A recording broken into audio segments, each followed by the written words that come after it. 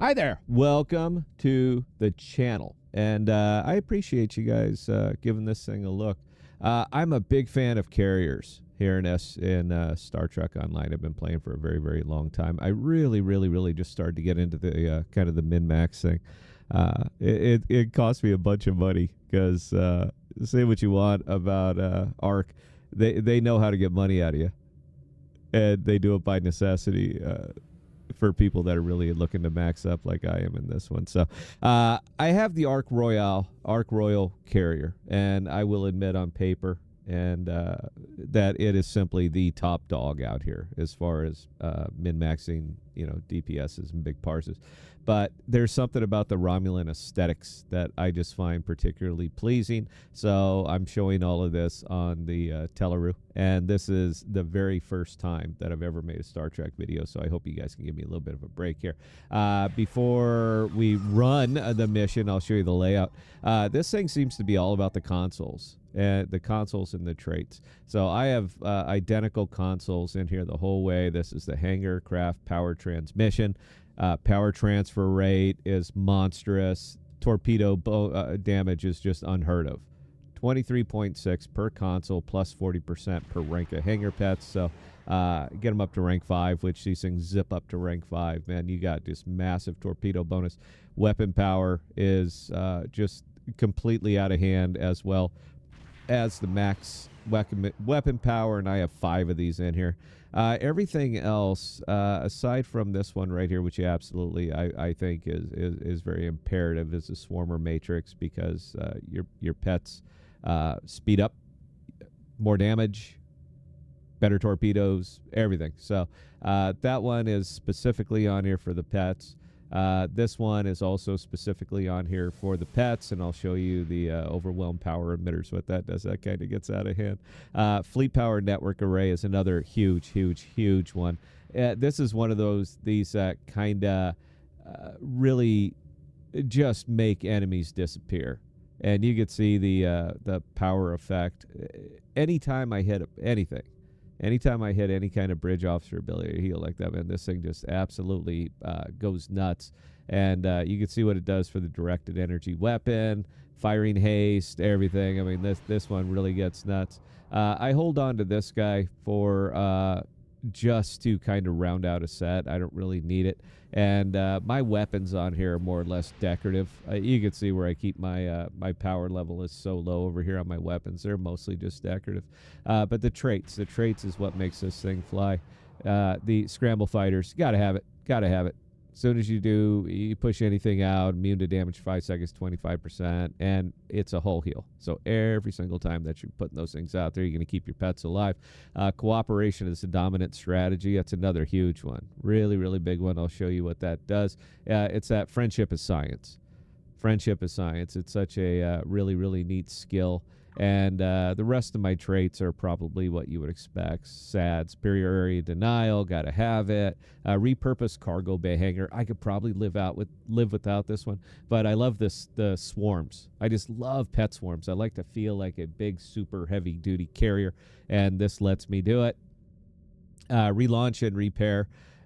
This one is a little bit nuts. When you launch carrier pets, and mine are set to auto launch, so whether I'm sending pets out or not sending pets out, every time I do it, it speeds up my captain abilities by 5%, but 25 health regeneration to myself and all of my pets, and it's effectively up all of the time. And you kind of combine that here with flagship staffing. Anytime resets cooldowns right there on non-specific firing modes. 33% firing cycle haste when I get that thing going, and the way you fire that is any healing power reset firing modes. This thing goes nuts. And then Hive Bear. I do this for the say I could live without this one, and I could probably squeeze a little bit more out of it. But I like the Hive Bears. I like, again, feeling like a super carrier. So yeah, there you go. That's the one that or the way that thing's set up. And again, my weapons on this thing are more or less optional. If I turn them on because I turn them on, but it's not because I need to. So we're gonna run this one right here. This is the everyone's seeing IFE and all that stuff. I don't know how to show that one. So we're over here on Elite. We'll push this thing out, and we'll just see this thing kind of go to work.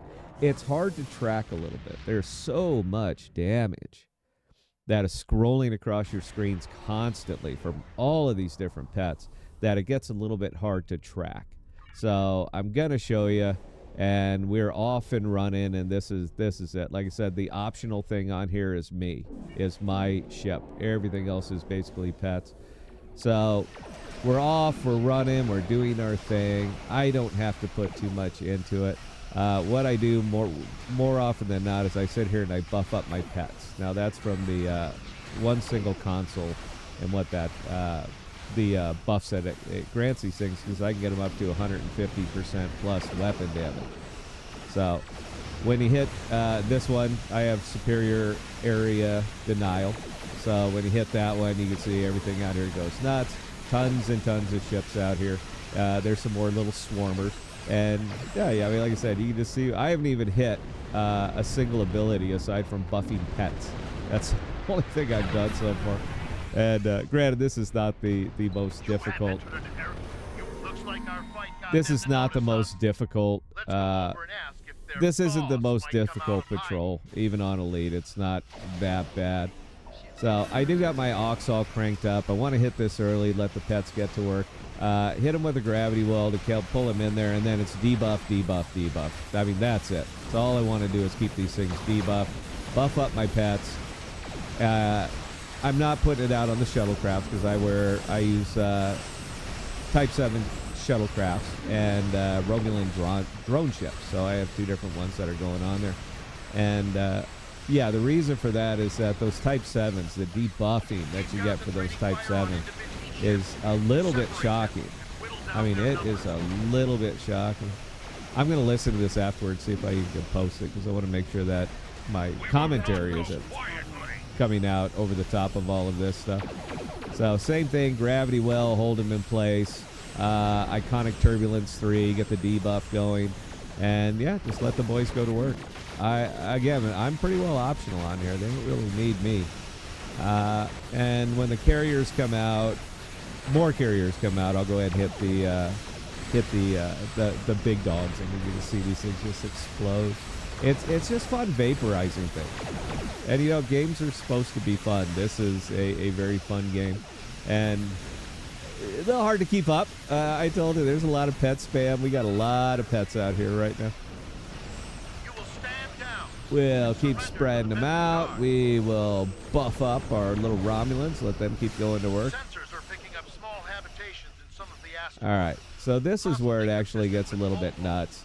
We're going to be hitting two things here. So the first one is Fleet Power Network. So as soon as I hit that one, you're going to see an awful lot of damage coming out. And if I can get close enough to one of my Romulan drone ships, then we'll throw that on there. And you can really kind of see what they're doing. And my pets are spread out here a little bit right now, but I'm sure you get the idea. I lost a Romulan. Oh my God, he got out of range. Well, that's 6 seconds I'll never get back. All right, there's one carrier down. Debuff him up there just a little bit so we can get some bigger, harder pops here at the end. We do what we want, where we want. Yeah, but you really don't here, dude. And again, this feels abusive. I don't feel great about this, but I didn't build the game. All right, I didn't create it. I didn't create the consoles, the conditions. I had nothing to do with this. All right, that was all Arc Entertainment decided that they're going to put this kind of capability into ship, and I'm just going to simply take advantage of it. It will cost you, unless you've been playing this game since like day one. Oh, and those 100,000 hits? Yeah, that ain't me. That's got nothing to do with me. That's all these guys. Hit fire at will whenever it's up. I mean, just that's the kind of spam you get. And it's not down very long. So there you go. Starting to get everything maxed out. All the pets are way up there, so we're in better shape. That's the big flagship. I don't know how much I don't know how much health or shields or anything. I've never even looked at it, to tell you the truth. When your pets are this aggressive, there's really not a lot you have to do. So we'll debuff them up. Why not? Punish him a little bit more. Get some shield proc going, all the other fun stuff that goes with it. And yeah, let's just see what happens here. There you go. So he's there. Got a gravity well. We got him spec'd out. Shields have, on this particular ship, unfortunately have vanished. We'll hit the fleet network. We'll hit that one, and he's pretty much just going to disappear right now. That's it. I didn't even target the other accompanying ships. I didn't even know they were there. The pets generate so much aggro.